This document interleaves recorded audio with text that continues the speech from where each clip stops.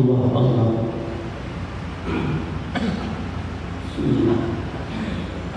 Assalamualaikum warahmatullahi wabarakatuh. Alhamdulillah walladzi arsala rasulahu bil huda wa dinil haq liyudhhirahu 'ala dini kullihi wa kafa billahi shahida wa kafa billahi wakila. Nashhadu an la ilaha illallah wa syarika lahu wa nashhadu anna Muhammadan abduhu wa rasuluh. Allahumma shalli ala sayyidina Muhammad. Allahumma shalli ala sayyidina Muhammad. Allahumma shalli ala sayyidina Muhammadin al-murzati wa salli salli sayyidina sifati amma ba'du. Ayyuhal ikhwah fillah, taqullaha haqqa tuqatih wa la tamutunna illa wa antum muslimun. Alhamdulillah, jamaah salat zuhur di Masjid Darul Islam kawasan Industri Batam Batam. Alhamdulillah pada hari ini kita bisa melaksanakan berbagai macam ibadah yang dasarnya hakikatnya kepada Allah Subhanahu wa taala, yaitu dengan silaturahim, i'tikaf, salat zuhur berjamaah, dan kita akan menikmati kitab Riyadhus Shalihin dengan berbagai macam syarah penjelasannya. Dan khusus pada saat ini kita akan membahas kitabul adab, yaitu pembahasan khusus yang dicantumkan oleh penulis kitab Riyadhus Shalihin dan urutannya yang kedua setelah bab kitab Warqah, bab yang terpisah dan pembahasannya itu kitabul adab, kitab etika, yang ketiga kitab adabut ta'am, kitab etika makan. Nanti kita bahas kitab tentang etika, tata krama, kesopanan, cara-cara menggunakan pakaian, bagaimana caranya tidur, bagaimana jam salat dan sebagainya. Sebab banyak sekali pertanyaan yang masuk, kenapa yang di rumah itu perasaan nggak nyaman, nggak tenang, istri kemana atau istri sabar, istrinya kemana, ibu bapaknya sabar tapi anaknya bertingkah. Ada hal tertentu yang dianggap sepele, tetapi menentukan sekali akan keberkahan, kebahagiaan, ketenangan dalam rumah tangga khususnya dan juga tempat bekerja. Apa itu? Itu budaya untuk memulai setiap pekerjaan yang baik dengan membaca basmalah. Sebab banyak sekali keluarga yang melupakan, anggota keluarga yang melupakan mengucapkan, mengawali perbuatan yang baik dengan basmalah. Nanti pada kitab ini pembahasan bahwa setan itu mempunyai tempat tinggal yang bisa makan yang sekenyang-kenyangnya apabila penghuni rumah tidak zikir ketika masuk rumah, tidak zikir ketika akan makan. Itulah yang akan dijadikan tempat tinggal oleh setan dan makanan bagi mereka. Nanti kita akan bahas secara sepintas karena waktunya terbatas. Karena setelah ini para bapak ibu akan meneruskan aktivitas kita untuk melaksanakan pekerjaannya yang menjadikan tuntunan, kewajiban dan juga hakikatnya dan nilai ibadah kita. Kita buat ritual Bismillahirrahmanirrahim, kita etika makan. Yang pertama yaitu dimulai dengan bab tasmiyati fi awwalihi, bab membaca basmalah fi awwalihi dalam mulai pekerjaan, yaitu mulai makan, walhamdulillah fi akhirih, dan mengucapkan alhamdulillah ketika selesai makan. Awali dengan basmalah, diakhiri dengan alhamdulillah. Hadis yang pertama, urutan hadis dalam kitab Riyadhus Shalihin itu urutan hadis yang 728. An Umar bin Abi Salamah, dari Umar bin Abi Salamah radhiyallahu anhu, semoga Allah meridhoinya. Kalau berkata beliau, kalau Rasulullah berkata kepada Rasulullah, itu berkata Rasulullah memberikan nasihat Rasulullah kepada Umar bin Abi Salamah. Apa kata Rasulullah? Sambillah, sebut nama Allah. Itu ketika akan makan disunahkan baca Bismillahirrahmanirrahim. Batas minimal. Ada tambahan seperti doa yang kita baca, Allahumma barik lana fima razaqtana wa qina adzabannar. Allahumma ya Allah barik lana, berkahilah, engkau memberkahilah bagi kami fima razaqtana, apa saja engkau kurniakan kepada kami, wa qina adzabannar, jauhkanlah kami dari azab neraka. Ini keren banget. Itu jaga Rasul Muhammad SAW, sehingga makanan yang halal itu bukan cuma mengenyangkan secara fisik, tetapi memberikan kebaikan untuk mental spiritual, untuk akidah dan juga untuk rohani muslim. Ini pertama sambillah baca, ucapkanlah kalimat Allah, Bismillahirrahmanirrahim. Sebutlah Allah. Wa qul biyaminika, makanlah dengan tangan kanan. Pembahasan itu kita bahas bahwa Rasulullah itu senantiasa memulai yang dengan tangan kanan, dengan yang kanan. Pakai baju tangan kanan dulu, pakai sepatu kaki kanan dulu, pakai sandal kaki kanan dahulu, masuk masjid, masuk rumah kaki kanan dahulu, masuk kantor masuk kaki kanan, semua sebelah kanan. Nanti kalau begitu melepas atau keluar, mulai dengan yang kiri. Keluar dari toilet misalkan kaki kanan, itu pertama kan kebalikannya. Kalau ke toilet kan kiri dulu. Itu yang jelek-jelek kiri dulu.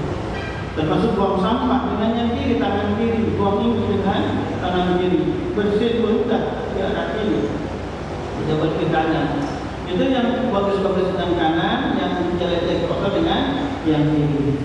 Ketika pakai baju kanan dulu sama kanan, baru tangan kiri. Melepasnya, nah, kebalikannya, mulai yang kiri baru yang kanan. Hakikatnya seperti itu. Waqul biyaminika, sebab setan menyalahi semuanya. Ketika makan dengan tangan kiri, kita mengambil barang dengan tangan kiri, makan setan makan. Nanti kita bahas bahasanya pada selanjutnya. Ini bukan biasa bukan kinayah. Setan makan. Waqul mimma yalik, di hadis, makanlah dengan makanan yang di dekatmu. Misalkan kita makan barang nih, di depan itu ada beberapa piringan atau beberapa piring atau makanan, makan dahulu. Nah, nanti kalau misalkan mau ngambil yang di depan, kita nggak bisa nyampe, minta tolong atau permisi. Sebab badan kita akan jatuh ke depan, sehingga ada makanan yang bawah badan kita. Minta izin itu etikanya, itu etikanya. Dan bagusnya nanti memang saling bantu, saling menyodorkan. Jadi tak bagus kan gitu. Kalau mau ambil makanan bukan di depan, bukannya di depan betul, langsung ambil yang lain. Kecuali ada kebutuhan yang lain kecuali. Minta tolong kepada yang dekat makan itu untuk menyampaikan kepada kita, atau mungkin kita menyalurkan kepada orang yang jauh darinya makan itu dekat kita. Muttafaqun alaih dan Imam Bukhari Muslim. Jadi hadis ini menjelaskan pertama baca basmalah dulu sebelum makan. Yang kedua makan dengan tangan kanan, makruh dengan tangan kiri. Yang ketiga adalah makanlah yang dekatmu, jangan yang jauh-jauh. Muttafaqun alaih dan Imam Bukhari Muslim. Hadis yang kedua.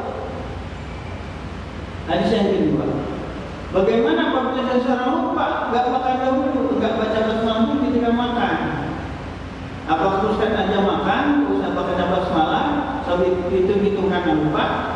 Sebab Rasul Muhammad SAW satu kesempatan dan beliau bersabda, "Kullu amrin ribalin, semua urusan yang penting yang mengandung manfaat, makan, minum, tidur, pakai motor, pakai sepeda, pakai komputer, apalagi nyari mesin kan gitu, mau naik pesawat, mau keluar dari rumah, itu kan pekerjaan yang bermanfaat. Kullu amrin ribalin, setiap pekerjaan yang bermanfaat, yang faedah, la yudu bismillahirrahmanirrahim, tidak dimulai dengan bismillahirrahmanirrahim, bahwa akhta, dia terputus dari rahmat, atau tidak mendapatkan kebaikan, tidak mendapatkan kebaikan,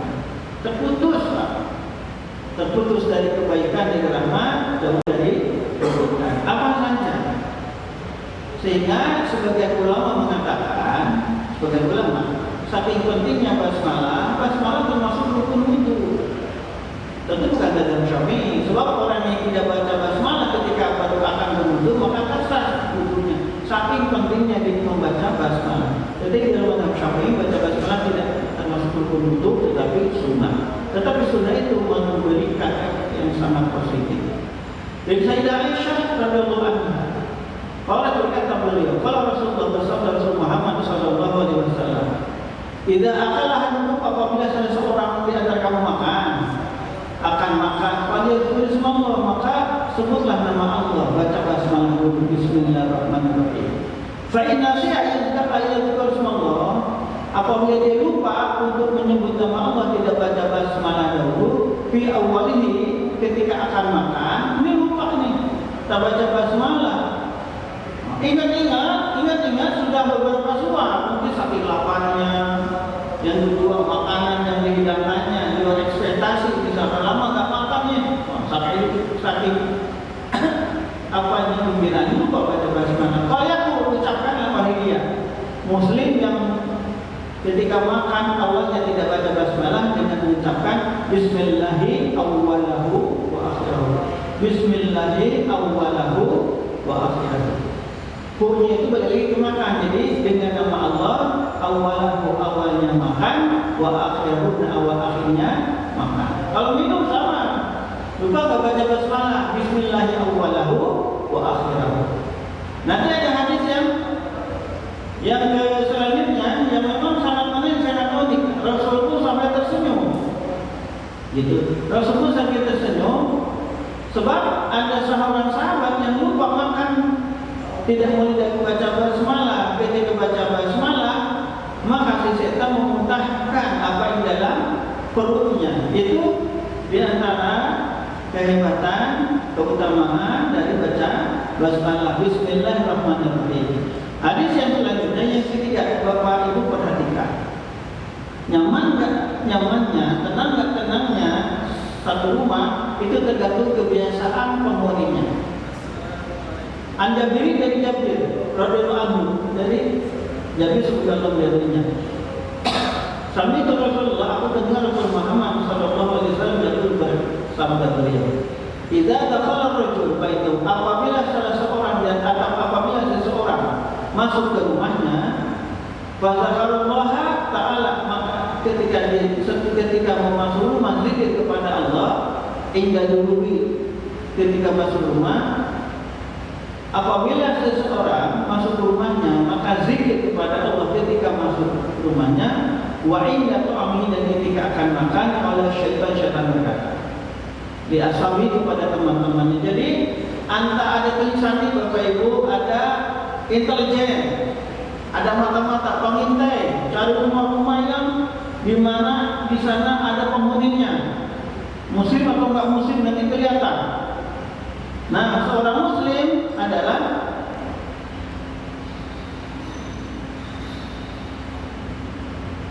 idza dakhala rajul baitahu wa taqala ta'ala inda dukhulihi, apabila seseorang masuk rumahnya dan zikir kepada Allah ketika masuk rumahnya, baik dan tomi dan makan, ini etika muslim yang taat. Kalau syaitan berkata, syaitan ashabi kepada teman-temannya, la mabida lakum, tidak ada tempat tidur bagi kamu, wala asya'a, dan tidak ada makan malam bagi kamu.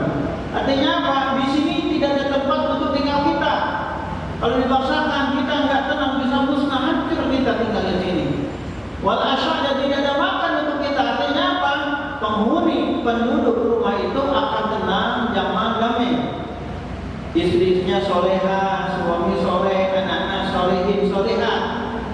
Ini dari makan minum dan cara masuk rumah, Pak. Maka cek kan itu, apakah istri kita, anak kita, ipar kita, adik kakak kita, atau bahkan orang tua kita di rumah, ada nggak keluar masuk rumah itu baca zikir? Ketika makan zikir, itu zikir atau enggak? Itu sangat menentukan. Sekali lagi, di antaranya sangat menentukan ketenangan, kebahagiaan, kenyamanan dalam rumah. Jadi seorang muslim ketika masuk rumah baca zikir gitu, dan ketika mau makan baca zikir, maka setan berkata kepada teman-temannya, tidak ada tempat tinggal untuk kita, tidak ada tempat tidur untuk kita, dan tidak ada makanan untuk kita. Wa idza dakhala, apabila dia masuk rumah, seseorang itu masuk rumah, kalau dia Allah, dia tidak zikir kepada Allah, indah duri ketika masuk rumah. Kalau syaitan berkata, syaitan, adratumul mamita, kau menentukan tempat untuk tidur, di sini ngumpul-ngumpul. Oh, gitu. Ada penginapan gratis nih, nggak usah bayar. Tempatnya nyaman, kita nggak usah bangun, nggak usah beres-beres. Ada nih yang tempat disiapkan untuk kita. Apabila seorang muslim itu masuk tidak baca zikir, apalagi non muslim. Wa idza lam yadhkurullah ta'ala inna ta'amini, dan apabila laki-laki itu ketika makan tidak zikir kepada Allah, kalau berkata setan itu kepada teman-temannya yang lain, dia kan sebagai intelijen, Pak, telik sandi, adratumul mabita wal asya,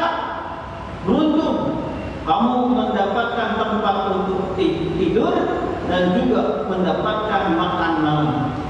Di sini ini tempatnya enak nih, ada tempat untuk tidur, ada tempat untuk makan. Rawahu Muslim dan Imam Muslim, sehingga orang tersebut jadi pemalas untuk berduaan. Waktu sholat nyantai, waktu ada kegiatan yang di masyarakat nyantai, ketika ada kajian nyantai, dia sobat santai. Sebab tidak berkah hidupnya. Jadi diawali dengan niat ibadah kepada Allah setiap waktu, setiap hari kita sampai jika Allah untuk taat kepadanya. Yang kedua, niat cari nafkah itu untuk menjemput rezeki, mengambil rezeki, menjemput rezeki sudah diberikan Allah. Niatnya ibadah. Yang kedua, ketika menggunakannya pun dengan basmalah. Niatnya untuk ibadah, tapi tidak awal dengan basmalah maka bermasalah. Makanya banyak orang-orang yang kerja bukan karena ibadah sehingga mendapatkan jabatan, mendapat kepercayaan khianat. Sebab basmalah itu dengan mata Allah itu kalimat yang sakral.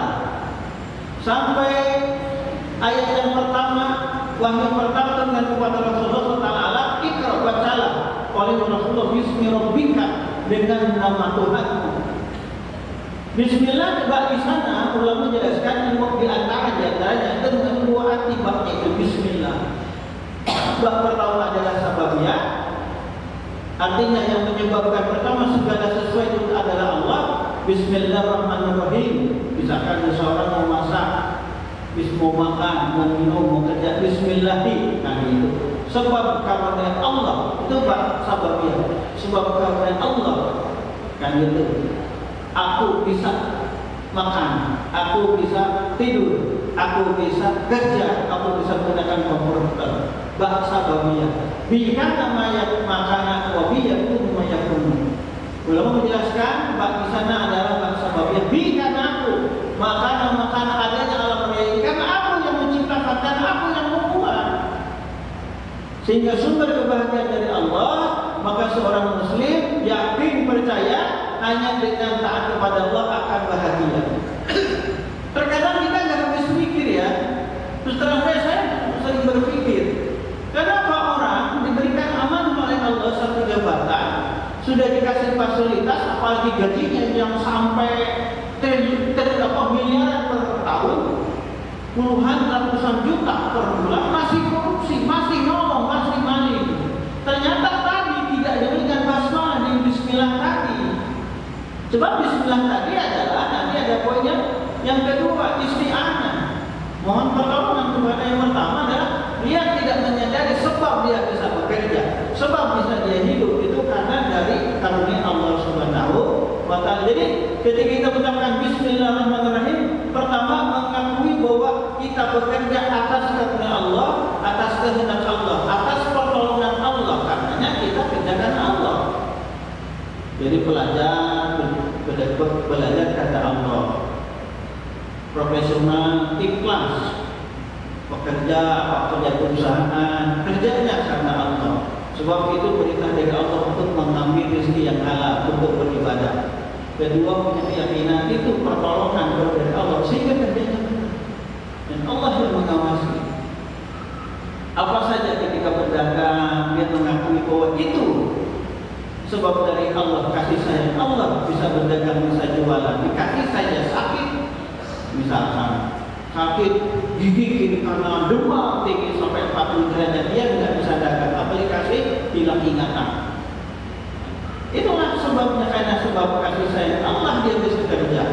Karenanya yang kedua, kerjanya itu karena Allah Subhanahu wa Ta'ala. Sebab tahu semuanya itu atas pertolongan karena dari Allah Subhanahu wa Ta'ala, dan akan dipertanggungjawabkan oleh Allah Subhanahu wa Ta'ala. Kalau menyadari itu karena dari Allah, sehingga berbuatnya karena Allah ikhlas, kerjanya profesional, maka akan jadilah negara ini umumnya, khususnya tempat kita tinggal, tempat yang aman nyaman. Khususnya lagi adalah dalam rumah tangga kita. Jadi karena lupa dengan bak sababiyah, sebab Allah yang berikan segala sesuatu, lupa, sehingga diancam oleh Allah orang yang meninggalkan sholat dan mau sholat, Allah akan masukkan ke neraka karena sebabnya dia sendiri yang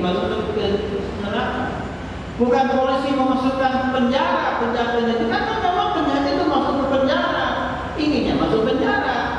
Kalau orang baik mana ada polisi masukkan orang baik ke penjara, nggak akan ada. Hakim memvonis jahat, misalnya hukuman mati, kan gitu. Karena orang itu ingin mati dengan cara melakukan kejahatan yang sangat-sangat jahat. Dijamin mati Allah. Jadi pertama baik itu sababiyah, dengan sebab Allah lah. Kami Allah lah, kan itu. Saya bisa bekerja sebab kasih sayang Allah. Saya bisa berumah tangga karena tahu sebab dari Allah, sehingga dia senantiasa bersyukur. Ketika berhasil dia memberikan nikmat untuk dia dan orang lain. Ketika ada kegagalan dia introspeksi sebab Allah tidak akan memberikan kegagalan. Gagal itu kan kesalahan yang sendiri.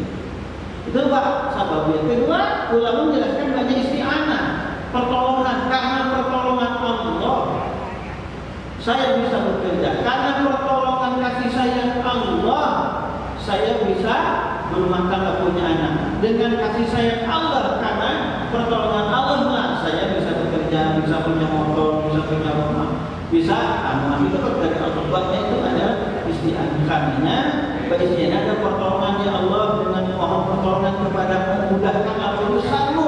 Bismillahirrahmanirrahim. Urusanku kata engkau. Ya Allah, mudahkan urusanku, mudahkan semua masalah-masalah yang aku hadapi di dalam dengan baik. Jadi ulama menjelaskan Bismillahirrahmanirrahim itu banyak dari dua maksud. Pertama, sababiyah, sebab Allah semuanya terjadi terlaksana. Yang kedua, atas pertolongan Allah saya bisa melakukan sesuatu. Jadi kalau Allah kita sudah mau punya etikat dengan dua arti tersebut, sehingga ketika melakukan aktivitas, pertama senantiasa ingin mendapatkan ridha Allah dan pertama ikhlas, yang kedua pekerjaan itu sesuai dengan yang diberikan tuntunan Rasul Muhammad SAW ketika dilaksanakan dengan cara gembira, sebab semuanya dari Allah Subhanahu wa Ta'ala. Sehingga hadis yang ketiga ini diantaranya penyebab rumah tangga bahagia dan rumah tangga susah dan jauh dari kebahagiaan bahkan celaka apabila di dalamnya tidak disebutkan nama Allah. Keluarga besarnya, anak cucunya, bapak ibu, nenek kakeknya senantiasa keluar masuk zikir, makan minum zikir, masuk keluar toilet zikir, pakai baju lepas baju zikir, maka Allah akan memberikan keberkahan. Tetapi apabila sebaliknya tidak zikir, maka rumah itu dikuasai oleh setan. Pakaiannya pun dikuasai oleh setan, bahkan makannya pun dikuasai oleh setan. Ini ada hadis yang selanjutnya, jawab mata Allah. Sabda Rasul melakukan satu pekerjaan, satu tindakan yang di luar bahasa kita, di luar kebiasaan lah, luar orang biasa. Sebab ini dimulai wahyu. Wa Hudzaifah radhiyallahu anhu, dari Hudzaifah sallallahu alaihi wasallam berkata beliau, "Kunna idza hadara Rasulullah ta'ala." Kami ketika makan bersama Rasul Muhammad sallallahu alaihi wasallam makan bareng nih. Kan dari satu nampak, satu bangku besar itu di sana. Lama tu aidina hatta yabda Rasulullah ayatu yadahu. Kami tidak mulai makan sampai beliau memulai makan. Artinya apa? Ketika kita makan bareng prasmanan, termasuk prasmanan, pertama didahulukan atau dipisahkan makanan untuk tuan guru kita, untuk ulama dan umarok. Itu sunnahnya. Yang kedua, orang yang dituakan. Pertama ulama umarok dan yang dituakan dahulukan. Terus terang saja, saya secara pribadi sering nengok ustaz, tuan guru, bahkan lurah atau camat itu makannya belakangan. Anak-anak masyarakat umum makan dahulu, tak bagus itu, tak enak, tak sunnah. Sahabat Rasulullah mendahulukan yang dituakan, yang dihormati, takliman wa ta'ziman. Itulah etika Rasulullah, sehingga sahabat mengikutinya. Ketika Rasulullah belum mulai makan, maka sahabat diam. Sahabat diam. Kecuali kondisi tertentu. Ketika nih suatu hari Rasulullah membagikan minum ke sahabat.